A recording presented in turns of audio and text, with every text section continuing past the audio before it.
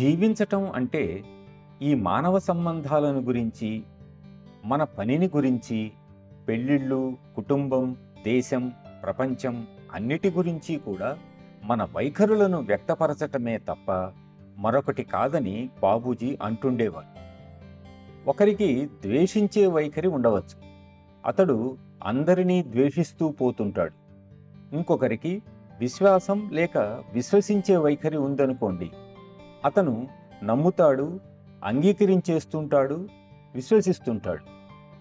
మరొకరికి విప్పారిన హృదయం ఉంటే అటువంటి వ్యక్తి ప్రేమిస్తాడు, ప్రేమింపబడతాడు. ఇంకొకరికి అనుమాన వైఖరి ఉందనుకోండి. అతడు ప్రతిదానిని అనుమానిస్తాడు. అతను అనుమానించేది ఇది అది అని కాదు, అన్నిటినీ అతడు అనుమానిస్తాడు. ఈ మధ్యలో అతని జీవితంలో కనుక సహజ మార్గం తటస్థించిందనుకోండి, దానిని అతడు తప్పక అనుమానిస్తాడు.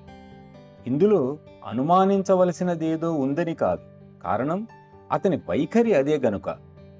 నేను చెప్పదలుచుకున్నది ఏమిటంటే, మనకి ఒక వైఖరి ఉన్నప్పుడు మన వివేకాన్ని కోల్పోతాం.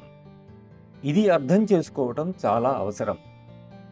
ఈ వైఖరులన్నీ నిర్మూలిస్తే కానీ మనం వివేకంతో పనిచేయలేం, ఆలోచించలేం. ఈ ప్రవర్తనా వైఖరులు ఉండకపోవటమే చాలా ముఖ్యం.